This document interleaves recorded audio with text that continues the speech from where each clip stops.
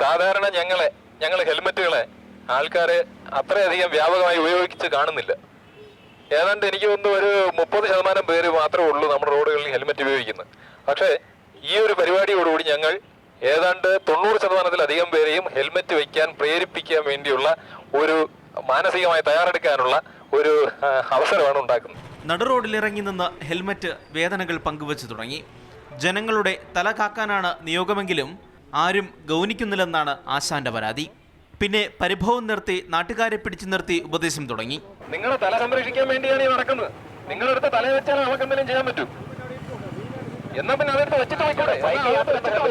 ചിലപ്പോ ഇപ്പൊ പോകുമ്പോഴായിരിക്കും നിങ്ങൾ പറഞ്ഞു വരുന്നത്. കയ്യോ കാലോ പറ്റിയ നമുക്ക് ഇന്ന് ഹോസ്പിറ്റലിൽ പോയി പെട്ടെന്ന് റെഡിയാക്കാം. പക്ഷെ തല പൊട്ടി പോയ മരണം വരെ സംഭവിക്കാം.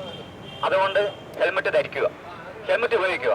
കുടുംബത്തെ സ്നേഹിക്കുന്ന ഗൃഹനാഥനാണെങ്കിൽ, ഭാര്യയെ സ്നേഹിക്കുന്ന ഭർത്താവാണെങ്കിൽ, കുട്ടികളെ സ്നേഹിക്കുന്ന അച്ഛനാണെങ്കിൽ തീർച്ചയായും ഹെൽമെറ്റ് ഉപയോഗിക്കുക. ഹെൽമെറ്റിന്റെ അകത്തൊരു ഇമ്പാക്ട് ഒബ്സർവിംഗ് ലൈനർ എന്ന് പറഞ്ഞൊരു സാധനമുണ്ട്, അറിയാമോ? ഒരു തെർമോകോൾ പോലിരിക്കും. ആ സംഭവമാണ് നമ്മൾ ഈ തറയിൽ പോയി ഇടിക്കുമ്പോൾ അതിന്റെ തീവ്രതയെ സ്വീകരിക്കുന്നത്. ഇത് നിങ്ങൾ വയ്ക്കാതിരുന്ന തല നേരിട്ട് തറയിൽ പോയി ഇടിക്കും, തല പൊട്ടും. ഹെൽമെറ്റ് ഉപയോഗിക്കുമ്പോൾ ചിൻ സ്ട്രാപ്പ് ഇടുക. ഇല്ലാന്നുണ്ടെങ്കിൽ ഒരു ആക്സിഡന്റ് പറ്റിയ ഹെൽമെറ്റ് തെറിച്ചു പോവുകയും ചെയ്യും, തല ഇടിച്ച് വീഴുകയും ചെയ്യും. പിന്നെ എന്തിനാ ഹെൽമെറ്റ് വെക്കുന്നത്? ഹെൽമെറ്റ് വെക്കണം. ഹെൽമെറ്റ് ഞങ്ങൾ വേറെ യാതൊരു പ്രതിഫലവും ഇല്ല. നമ്മൾ നിങ്ങളെ ജീവൻ സംരക്ഷിക്കാൻ വേണ്ടിയാണ് ഈ നടക്കുന്നത്. നമ്മളെ നിങ്ങൾ തലയിൽ വെച്ചാൽ മാത്രമേ നമുക്ക് എന്തെങ്കിലും ചെയ്യാൻ പറ്റൂ. ചിലരെ കൊണ്ട് പ്രതിജ്ഞ എടുപ്പിച്ചു. ഇരുചക്ര വാഹനം ഓടിക്കുമ്പോൾ ഇനി മുതൽ ഹെൽമെറ്റ് ധരിക്കും. വാഹനം ഓടിക്കുന്ന മുഴുവൻ സമയം ഉപയോഗിക്കും. ഹെൽമെറ്റ് ധരിക്കും. ദേശീയ സുരക്ഷാ വാരാഘോഷത്തിന്റെ ഭാഗമായാണ് ഹെൽമെറ്റ് ഉപദേശങ്ങളുമായി റോഡിലിറങ്ങിയത്.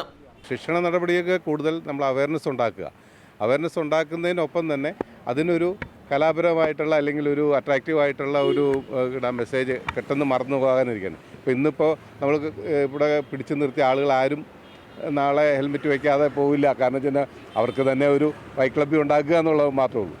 അപ്പം ഒരു അങ്ങനെ ഒരു മെസ്സേജ് കൊടുക്കുക എന്നുള്ളതാണ് ഇതിൻ്റെ ഉദ്ദേശം. ഇനി ഒരാഴ്ചക്കാലം കേരളത്തിന്റെ റോഡരികുകളിൽ ഹെൽമെറ്റുകൾ ജീവനോടെ നിൽക്കും, നമ്മുടെ ജീവൻ സംരക്ഷിക്കാൻ. ഹിജാസ് അഹമ്മദ്, മാതൃഭൂമി ന്യൂസ്, തിരുവനന്തപുരം.